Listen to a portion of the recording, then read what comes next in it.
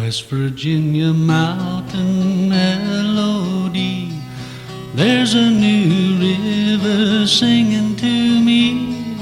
Oh, this time it's wild and free, your West Virginia mountain melodies. Greetings and welcome to another edition of Around and About the Clarksburg History Museum. Today's special guest is Doris Dean, member of the Daughters of the American Revolution. And Doris, thank you for coming here today and talking to us. Thank you. I appreciate that you reached out to the Daniel Davisson chapter. And I thought today, Doris, we just discussed Daniel Davisson, who he is, his life, and a little bit about the DAR, what they do. Sure. And I know, like on Main Street in Clarksburg, is the historic Daniel Davisson Cemetery, and I've passed by there for years and really did not know the whole story about that. So educate me on that. I grew up here and I never knew about it. I knew it was there, but didn't know anything about the history until I joined the Daniel Davisson chapter about 4 or 5 years ago. But, yes, pardon me.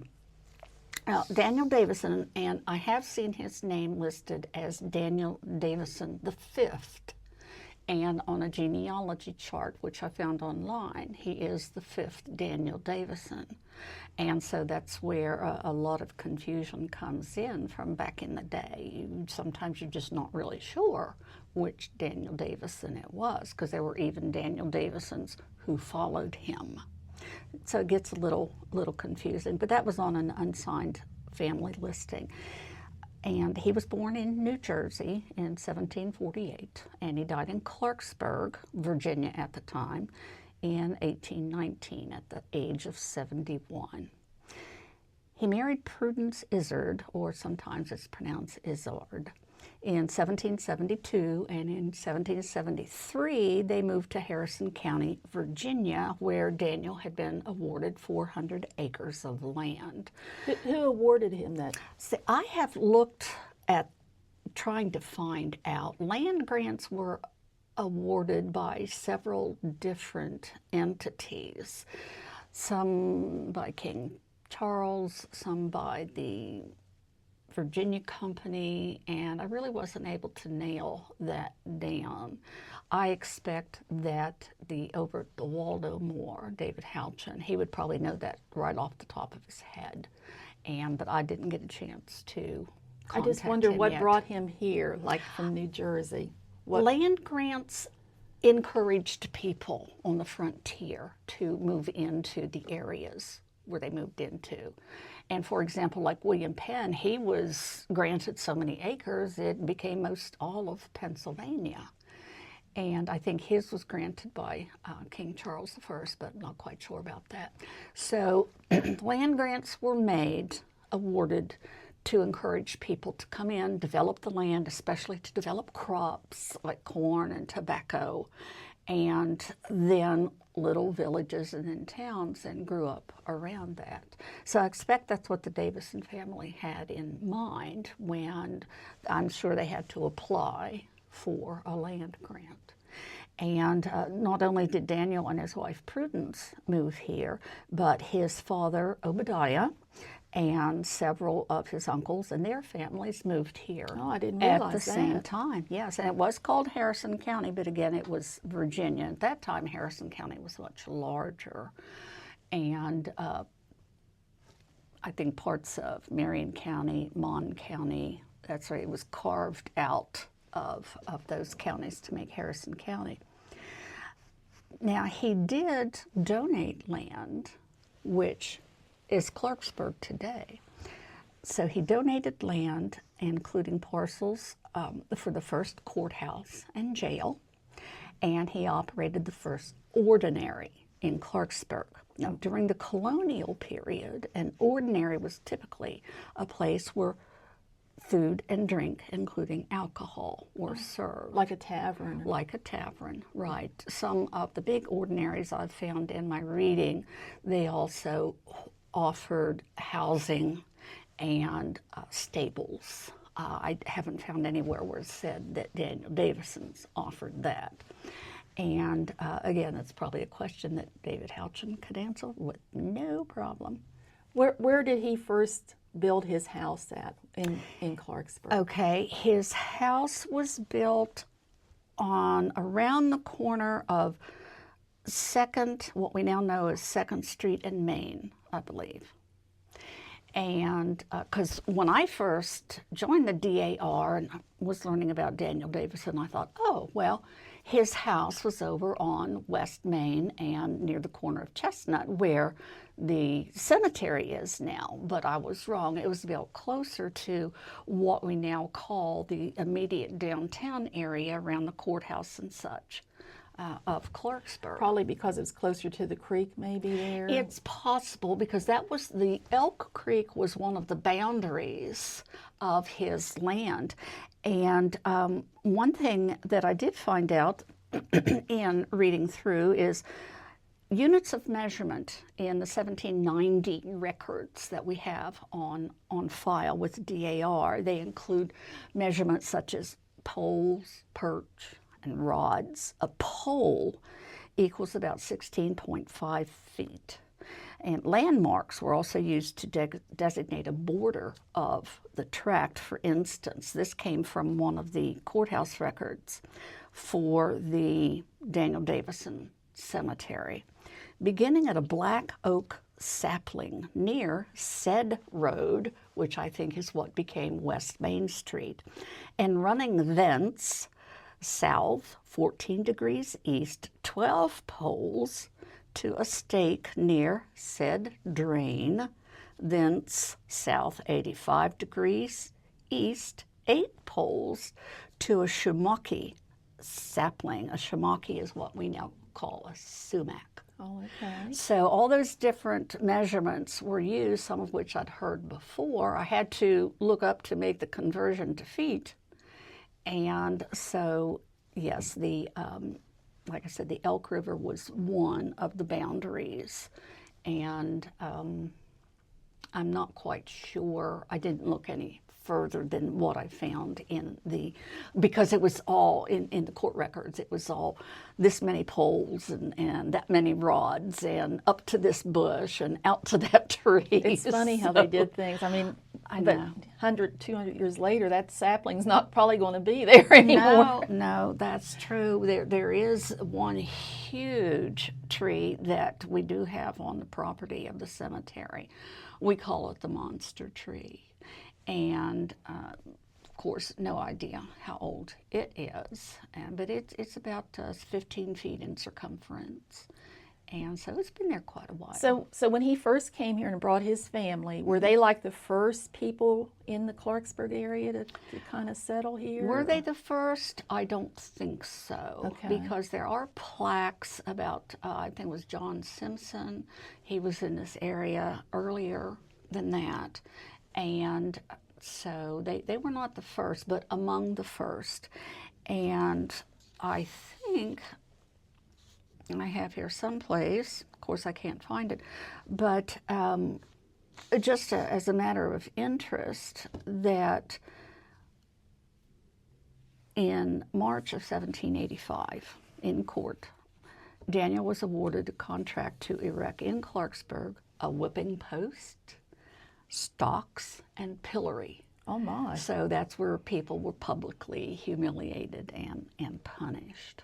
And in 1786, again in court, he was named surveyor of a highway in Monongalia, is how they pronounced it, Harrison and Ohio counties, Virginia. So he was a surveyor as well as was, I think, one of his brothers and perhaps nephews. So he was a very busy man. Very well respected, too. Absolutely. He was known even in the paperwork as the proprietor of Clarksburg. He had just donated so much of his land to get the county started that I think the title was pretty fitting. And he was involved in politics. I think I have some notes here, too. I thought this was kind of cute. I found this. 1795, the court authorized Daniel to keep the courthouse key and to sweep the courthouse clean for a year at 15 shillings. Yes, I had run across that. Yes, that's true. That's true. And when I was looking up monetary things from that time, 10 shillings, that's what I had worked with. It today is worth about $33 to $35. But at the time, if they were using dollars at the time, 10 shillings would have equaled about $1.25. But still, again, relative to the time, that was a goodly amount of money. Yeah. And to trust him with the courthouse key. Oh, I know. It's like one key. Well, it could be that the thought at the time was, well, he gave us the land, so okay, we'll give him a key and he can clean it, and that sort of thing. Well, now, there was also a misconception, and it is in many online records, and people have mentioned it time and again over the decades, that Daniel and his wife Prudence donated the land that the cemetery is on to the Hopewell Baptist Church. But in court records, it shows that the Hopewell congregation paid 10 shillings for the land, so it was not donated. So that's where history gets kind of skewed a little bit until you go back to the court records, which I've gone over and over trying to establish timelines. And so, like I said, the 10 shillings then would be about $1.25. Was the church right there by the cemetery? The church was to be built on that land. So where it was built, we don't know. And after several decades, the Hopewell Baptist Church evidently went into decline or what have you, and until it was just no longer there. And so, but the cemetery, of course, persisted and was used. Now, according to the Clarksburg History Museum information, the earliest known burial on that parcel of land was in 1788. And again, excuse me, according to our Clarksburg History Museum, the Daniel Davisson Cemetery is the oldest within Clarksburg's region. So I thought that was pretty interesting. I would have thought that maybe there would have been some others since the area was starting to be populated, but and why this was chosen as the area, who knows, that's lost to time. But when the congregation of regular Baptist members of Hopewell Church, when they bought that parcel of land, it was for church and burial purposes. And so for, like I say, a number of years, that's what it was, the church and then the cemetery. And I meant to look up when the last cemetery or the last burial was, but I forgot. Are there many graves in that cemetery? Well, I'm glad you asked that, Martha, because I am working on another project about the Daniel Davisson Cemetery, and that's in conjunction with the History Museum upcoming historical cemetery tours. And I have obtained from, again, the Waldo Moore, which is a great resource for so much history, lists of the burials. Now, the first, if you say inventory, the first readings was done in the 1920s by Mr. Tetrick. Yes. And so those copies of those records are at the Waldo Moore. And then I compared Mr. Tetrick's list with 3 or 4 other lists to fill in information. For example, maybe some birth dates or spouse name or anything like that. So I'm, pardon me, I'm compiling that list to give to the museum to have here for people so that they can see who was buried here, when they were buried here. And of course, most of the headstones are gone. we don't really know where Daniel Davisson was buried. We know he's in that cemetery, and there are several American Revolutionary War markers that the DAR had erected some years ago, and Daniel Davisson is one of them.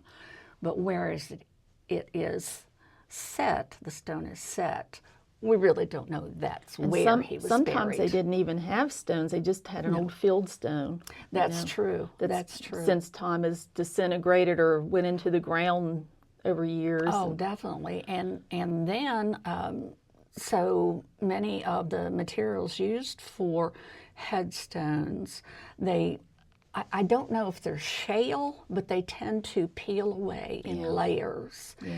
And so we have a lot of that going on over at the cemetery. Now, I will say that through the years, aside from the wear and tear of weather, that headstones have been either stolen or destroyed, because at several points throughout the decades, headstones were found moved and tossed over the hill or what have you.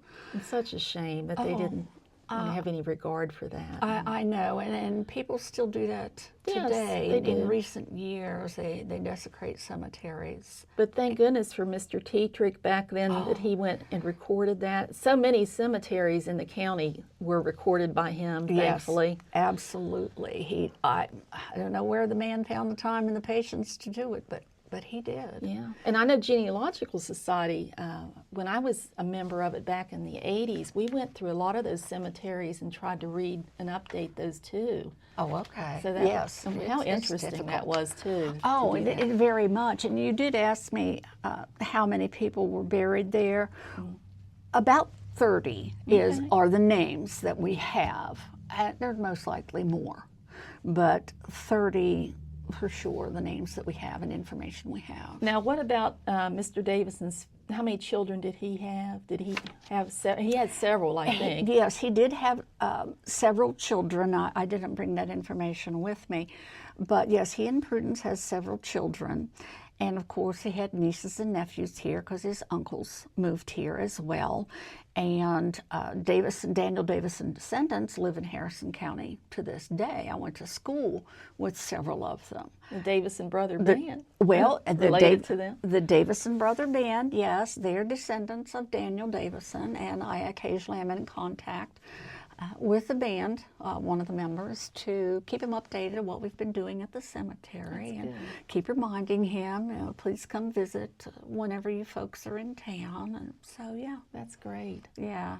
So Daniel Davisson, talk about his military career, what he did. Yes, he did have a very notable military career. He had become a major after working himself up in rank. And let me see, I do have that here. He also was in addition to being the proprietor of Clarksburg, he was the commander of Nutter's Fort, which of course became Nutter Fort. Yes. The Nutter family was one of the early families in the area as well. So Daniel was assigned to be the commander at Nutter's Fort. And that fort stood where? I don't know where it stood. I know where the Nutter Cemetery is. Well, there's that plaque in front of RW High School that That's says true. site of Nutter's Fort, but I don't know if that's truly where it was. I'm not sure. Not the Sons of the American Revolution, but the Sons of the Revolution. There's a difference in the groups. They had that erected. Once in a while, we'll get a call or an email from somebody wanting to know because they think that the SAR, Sons of the American Revolution, was involved and we could put them in touch. And when I did look that up and look through the information and went to view the stone, it was the Sons of the Revolution. Oh, okay. So, and I don't have any information on them or know if there's a local or what have you. And maybe just talk about, for those that don't know, that how important a fort was to a community. Well, I can speak from the experiential reading that I've had from my patriot ancestor, Edward Cunningham, because he lived in an area that's now called Cunningham Run Road, which is between Shinston and Lumberport, and there's a marker there where he and his brother had about 300 acres and a nearby cemetery. But the fort's importance was for immediate neighborhoods. And so, for instance, Harbert's Fort, which stood up until just several decades ago, I believe it was located out on Jones Run Road in Lumberport. The whole community, if there was a threat of an Indian invasion, somehow, the word gets around quickly, and the families would go to that fort. And they didn't live in the fort full time. That was just a place of security to get away from battles. It's like now if we were to go to, say, a tornado shelter. So that's what they did. The families all made their way very quickly to the fort, and one of the battles at the Harbert's Fort is well recorded in historical materials, numerous historical materials that give credence to what happened there. And the Indian invasion at that time, I can't quote you chapter and verse on the dates, but my ancestors, Edward Cunningham and his wife, they were defending the Harbert's Fort among other neighbors who had made their way there, and where the invaders, of course, were trying to gain access into the fort. Some of them did. There was fighting with hatchets and just one thing and another. So, yeah, being on the frontier was a grisly experience. You wonder how they survived as long as they did. I know. And then when, again, in my own family tree and ancestry, Cunningham, Edward's sister-in-law, Phoebe, there's a book about Phoebe Cunningham, and how she and her children were kidnapped by a raiding party. Unfortunately, all of her children were subsequently killed, and they trekked miles and miles to the actual tribal encampment, I believe, across the Ohio River. So when you take them, say, from the Shinston Lumberport area and trek across to the Ohio River, you've got yourself quite a distance. You know, you think that they didn't cover a lot of distance back then, but they really did. They did. Well, it's just like the tribes who perhaps mainly came into West Virginia for hunting. They would come long distances. Of course, we had tribes that actually lived in West Virginia, but then other tribes came in for their hunting seasons, and that was perfectly acceptable with everybody, I suppose, unless you didn't run into each other.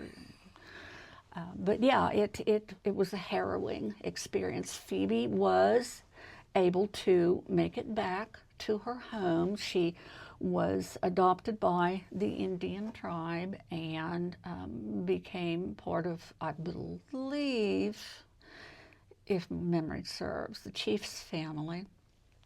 And but then there was a gentleman who was known to help rescue those who were kidnapped and get them back to their homes. And Phoebe had to beg and persuade, I think his name was Mr. Gertie, to take her because he wasn't going to. And he had other plans. You know, he's all over the areas, going from the Virginia area to the Ohio area and probably others down to maybe Kentucky. So he did agree to bring her back to Virginia, and then, unbeknownst to them, of course, why Phoebe's husband, he was working his way toward where he believed that Phoebe was being held. You know, you pick up this information from travelers, from what they called Indian scouts and that sort of thing, if I'm not mistaken. So he was on his way to find Phoebe. Well, at some point, after Phoebe had gone through the Cumberland Gap with Mr. Gertie,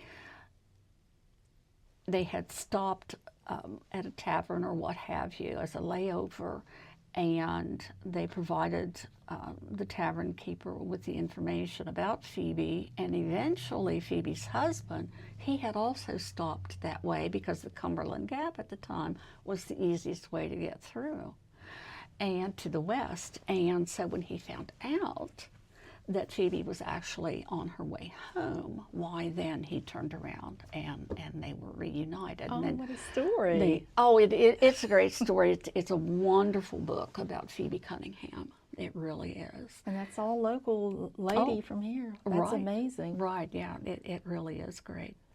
But Daniel Davisson must have, I mean, to head up the Nutters Fort and have all this authority, I mean, he must have been so well respected in the community by the people.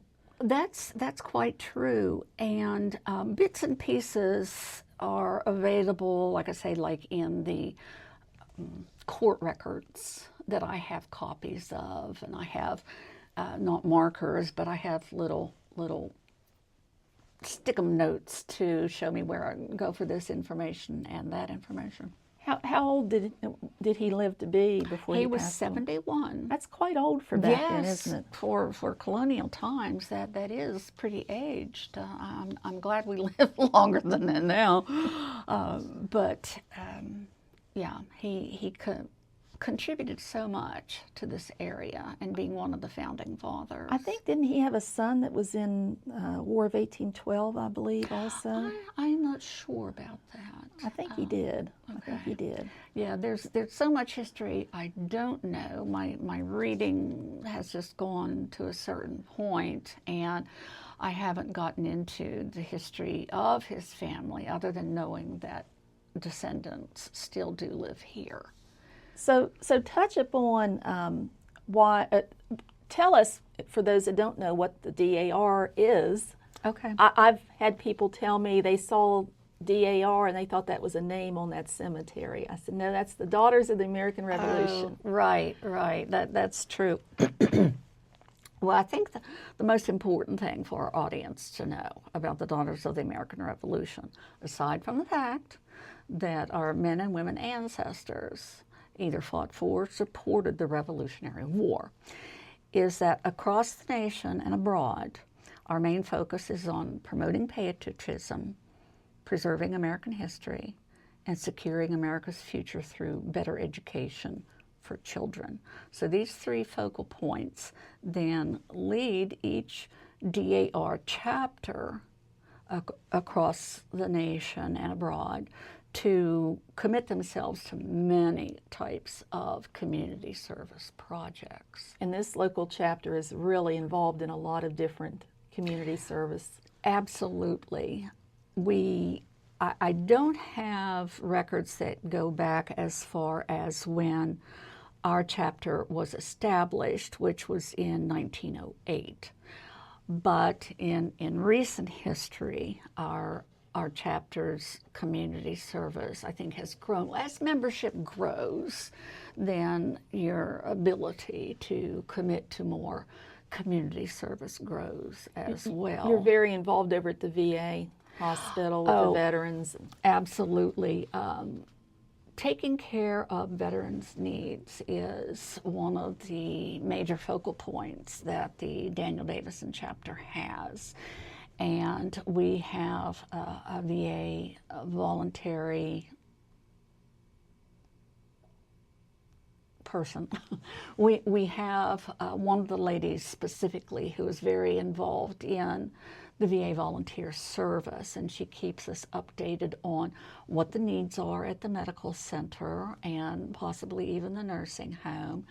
And then we make collections of what the veterans are in need of, not so much monetary collections, but actual physical needs. For instance, toiletries, clothing, shoes, and for the homeless veterans who are then put into apartments, and I don't know what that process is all about, then we also provide household items, cleaning items, toiletry items, and just different things for the new homes. And that's throughout the year, not just at Christmas or something like that. Absolutely. It's all throughout the year. And Charlotte, one of our officers, she's our representative with the VA, and she keeps us very well updated on what the needs are. And our chapter members are always willing to bring in whatever's needed to help meet those needs. And we know that other service organizations and nonprofits in Harrison County do the same thing.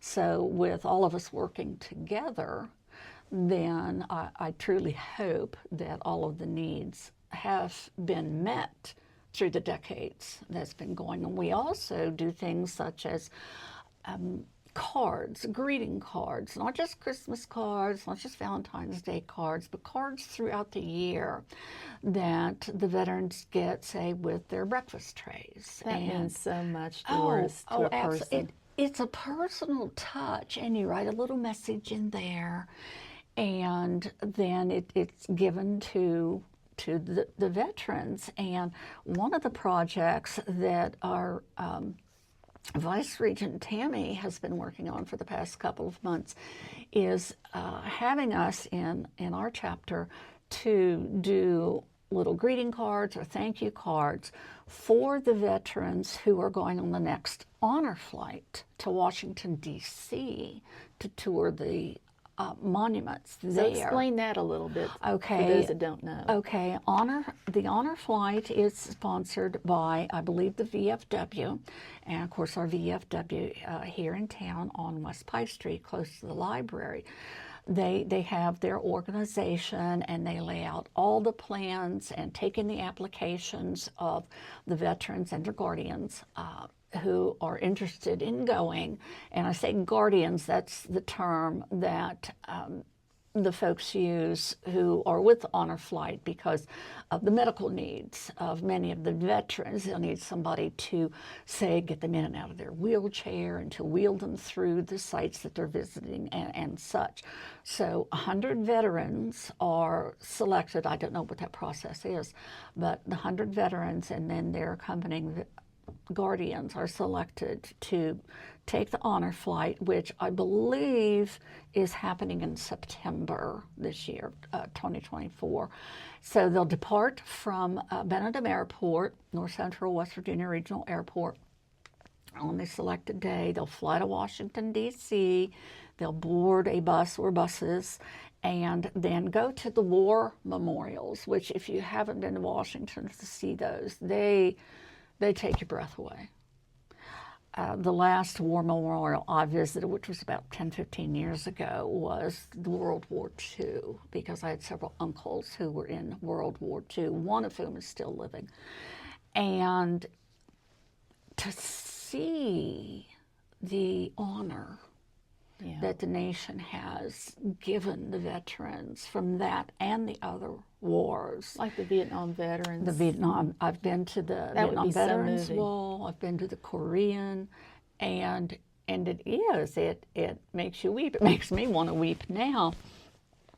But I made sure I took plenty of pictures at the World War II memorial. It's just amazing. And then I made it into a photo book online for my uncle, who, like I said, he survives, and I think he's maybe 96 years old.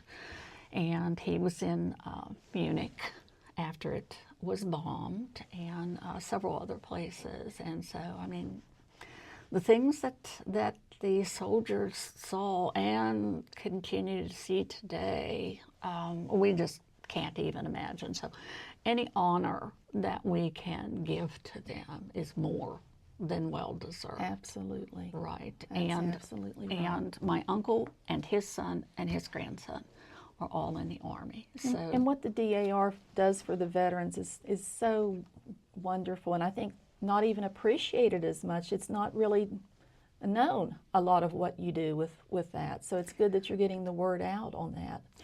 Yes, we, like I say, we are committed to helping the veterans in any way that we can.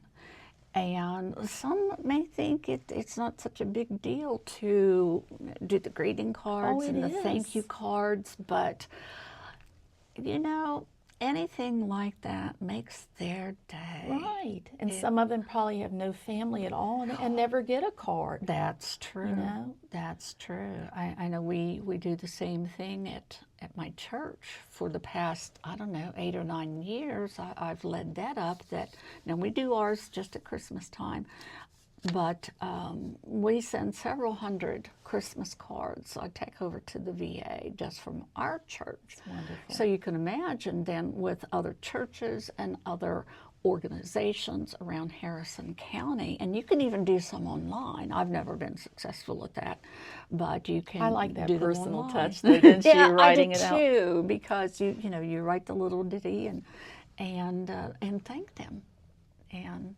so it does go over well. It And really you does. just had a recently big project of cleaning up the Daniel Davisson Cemetery. Oh boy, did we ever. The trees that were removed from the cemetery. Now, I did do some ring counting. And on the west side, which is on the West Main Street side of the cemetery, they were all pine trees. Now, First Energy did take those down because the trees had grown too close to power lines. So kudos to First Energy for taking care of those. And on just one tree, I think I counted, it was like 50 to 60 years old.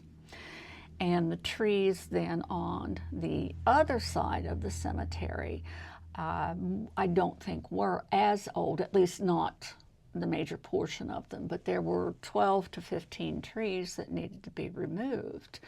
The branches had been encroaching on adjoining private properties, and as you can see, or as you can understand, it would cause problems, with branches falling and that sort of thing. We hadn't had any major incident as far as that goes, but with the windstorms that we get with all the weather that goes on here in the mountains, it was just a matter of time. But the expense of doing such a thing was just astronomical. And the DAR is a nonprofit organization. We don't have working funds to undertake such a project by ourselves. And so we applied for and received several grants to take care of taking those trees down, getting everything removed, and clearing off the area. And congratulations and a big thank you to both the Harrison County Commission and the Antero Foundation for the grant money that they awarded to us in 2023 to be able to get that work done, plus donations from a few private citizens and members of the DAR. Yes, thank you for all of that. It was about a 2-year project to get everything done because I had to interview people from different tree cutting services and get estimates and make sure that they would provide all of the necessary licensing and they were aware of whatever tax structure they needed to do with either Clarksburg or Harrison County or both, and just all of that they needed to have lined up. And the fact that, yes, please, you need to take this away with you because we don't have any way of moving logs and that sort of thing. And so we were very fortunate and blessed to have that work done. It was estimated to take 3 to 5 days to do the work. And I'm not going to quote you the cost on that because it just kind of singes your hair. But they were able to get the job done in 3 days. Oh, that's amazing. And they took down a few extra trees that would have just kept on growing and been in somebody else's property. And so they were very good to work with as far as that goes. And like I said, then the First Energy took down the pine trees on West Main Street. Now, while the private tree cutting company, they did remove all of their cuttings and such. The First Energy, they don't have the means by which to do that. They mulched up all the branches and that sort of thing, but the logs that they cut down, they said that, you know, we would be responsible for removing. And so they're pine. And I know people can't burn pine inside their homes because burning pine produces creosote, and you do not want that in your fireplace. But pine can be used at your campgrounds, your outdoor grills, your camping at home in Maybe your a backyard. woodworking person doing something with the wood. That's true, a woodworking person. So you're offering for anyone that wants to take that to come and get it? Anybody can come get it that wants, as long as they don't block traffic on West Main Street. Now, the cemetery is adjacent to the Harrison County Sheriff's Office, which does have parking. But if anybody needed to park there, I would suggest that you go ask first. And who would they contact? You if they're interested in this? They don't need to contact anybody really. Okay. But just to make certain to go inside the sheriff's office and say, hey, you know, I'm here to cut out some of this wood, because you'll need to bring your chainsaw with you, because the pieces, even though they've been cut from the really big pine trees, they're still pretty sizable pieces that will need to be cut down further in order to be managed. And the sheriff's office has been very kind whenever we're there working, because I go every couple of weeks and do some more work. And so as long as one is polite and asks for permission, when it should be okay. Well, that's good. There's not many things free anymore. Giveaway, is there? So I know. I hope someone will take you up on that offer. I hope so too. Like I said, people shy away from it because it is pine, but you got your outdoors people, and like you mentioned, you've got crafters who would love to have pine. And of course, it's kind of seasoned at this point, wood. It's been there for a little while. it's been laying, well, they actually didn't get to it in 23 because we had just a small window of good weather in mid-December that the other trees were taken down, and then First Energy in January, February, then they were able to remove the pine trees. So it has been sitting there, you know, through the winter and all the rain and everything. And how about the upkeep of the cemetery through the summer? And I mean, who does all of that mowing and? Actually, I know I'm going to get this wrong, because I always forget a word or two, but the Clarksburg, West Virginia Historical Cemetery Preservation Alliance, okay? They take care of several historical cemeteries in Harrison County with the mowing and weed eating. And, you know, if there's other upkeep, like getting rid of branches and such, or at least getting them out of the way. Well, kudos to them. Thank you. Absolutely. They are very good about the upkeep with the mowing. And whenever I get the chance, if I'm going to be working over at the cemetery and it looks like it's going to be time to mow, then I try to go ahead and get all those big branches out. We just put them over to the side where the big trees were taken down, because that's an area that will have to be cleaned up another day. Well, that's great. But it's wonderful that they do take care of that. And like I say, they are committed to doing several cemeteries. And as a matter of fact, the Alliance takes care of the former International Oddfellows Cemetery on Chestnut Street, and I don't know what they call it now, but there are also soldiers, veterans buried there. And during the historical cemetery tour that people will be taking, it is a walking tour, I believe, and then you'll find out more about where or who the veterans are, and see some of the markers and such. Now, I've been told by one of the fellows at the Preservation Alliance that there had been DAR markers at the former Oddfellows Cemetery, but over the years they've been stolen or destroyed or what have you. So yeah, again, why people do that sort of thing, I don't know, because that sort of thing costs money. Yes, it does. Yeah, yeah.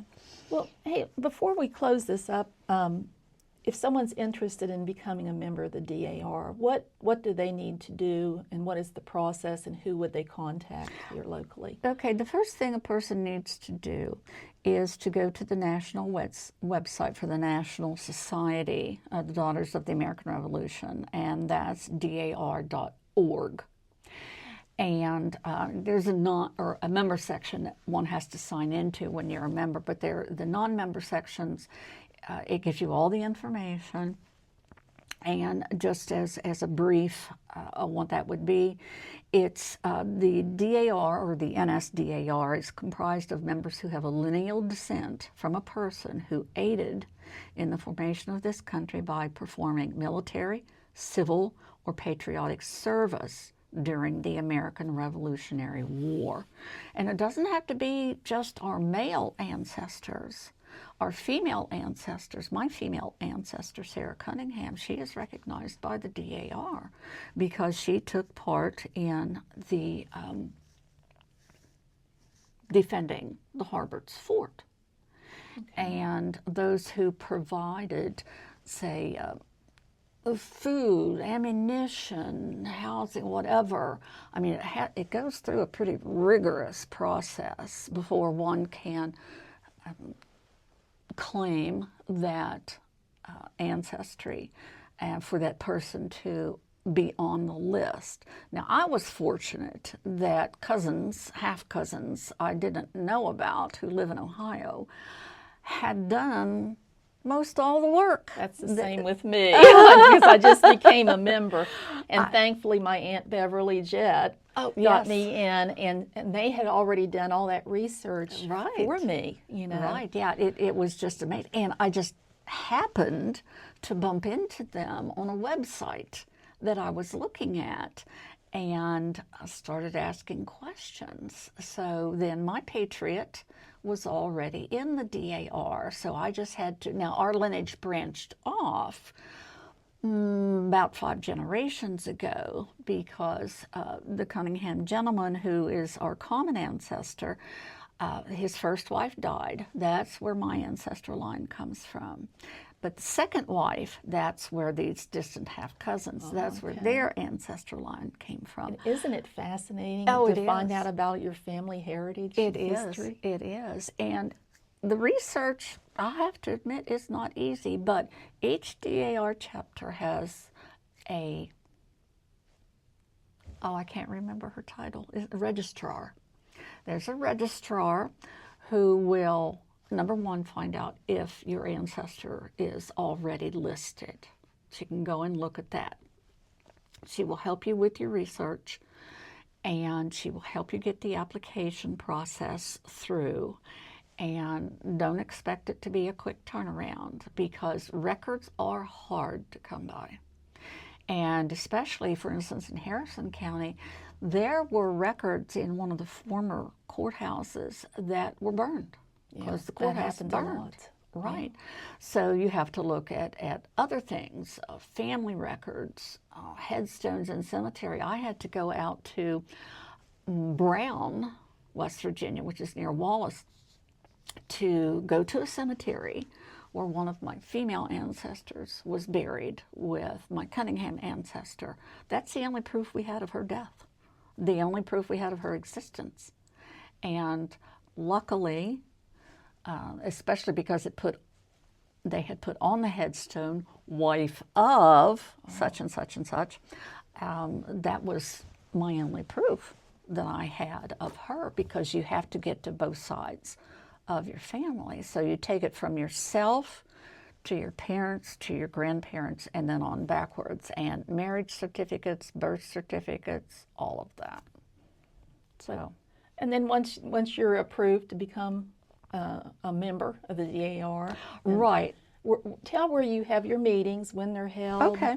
Okay. How does one can they just come Right. to a meeting even if they're not a member yet? Oh, absolutely. People are welcome to come to local DAR meetings. For example, the Daniel Davisson chapter meets the second Saturday of each month. Now, we don't meet in January or February. And December, we usually get together for a Christmas luncheon.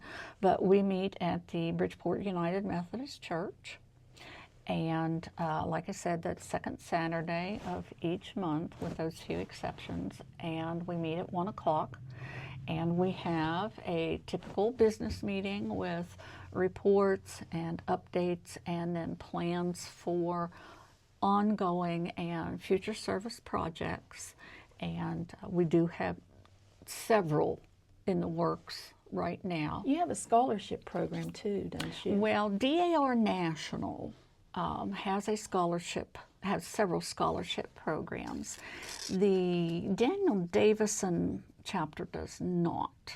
I believe there are 1 or 2 scholarship programs with West Virginia DAR. And one of the things that you'll find out when you go into the national site at dar.org is it will ask you what state, what county, and such, and then the listings will tell you where those DAR chapters are located. And so, of course, with the Daniel Davisson, that was the closest for me because I just live 3 miles out of Clarksburg.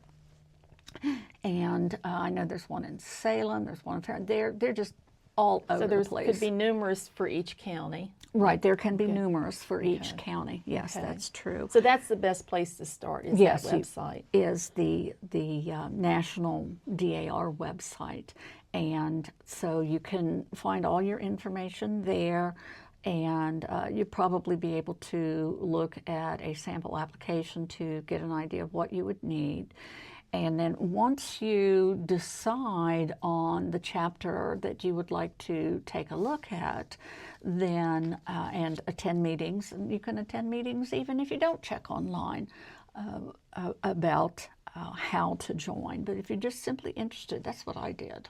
I saw a notice in the paper about a meeting, and I thought, oh, these sounds like women who are like-minded, who want to preserve their American history and their lineage and do community service.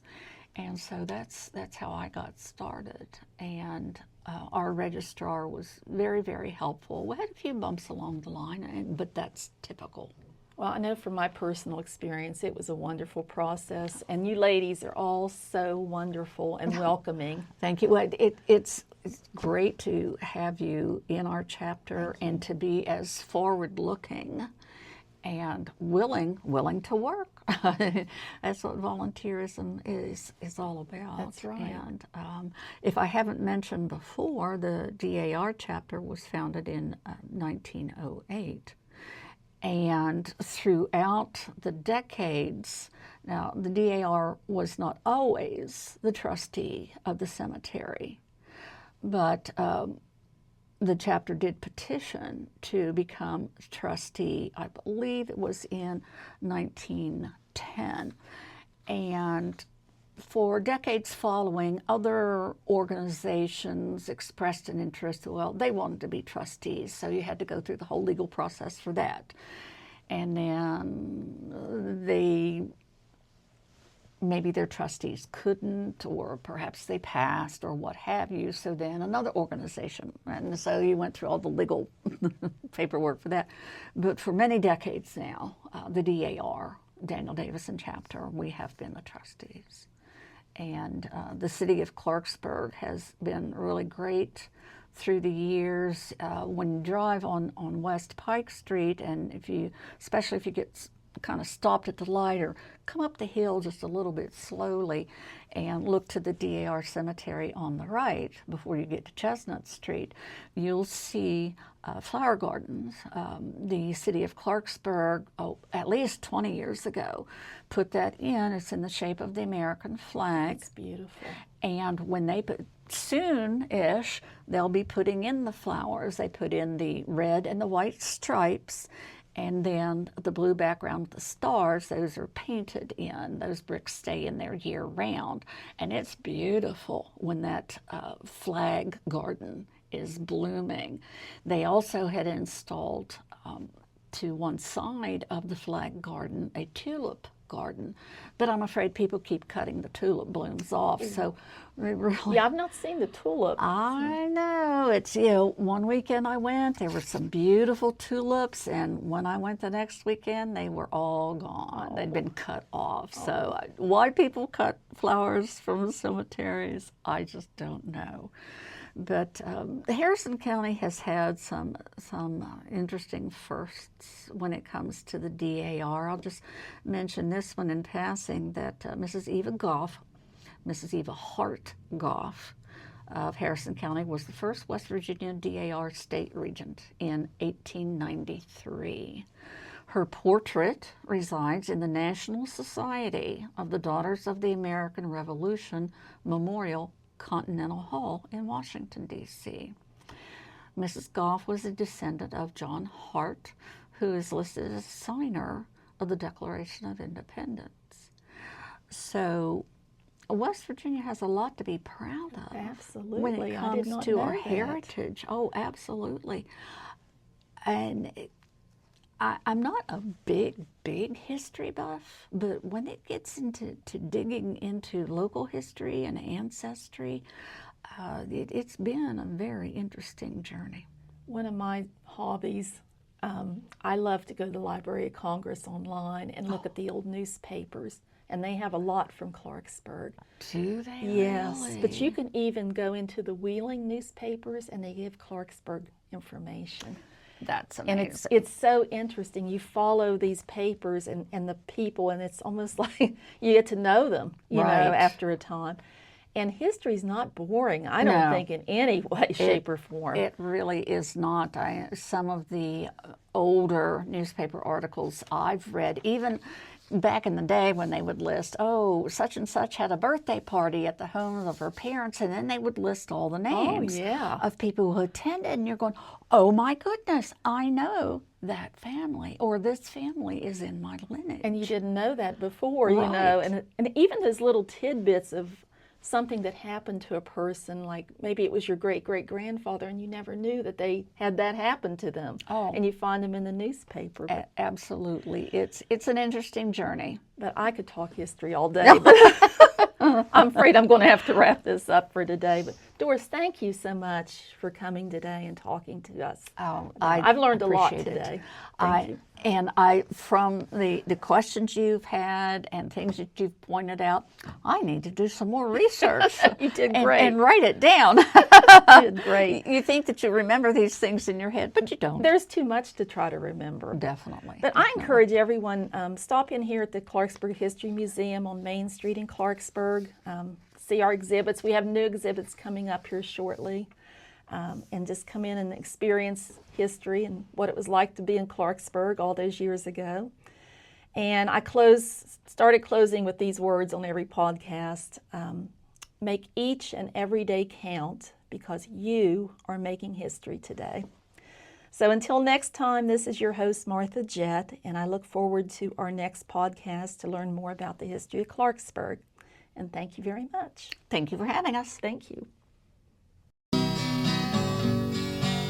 I feel secure in the arms of your green valley.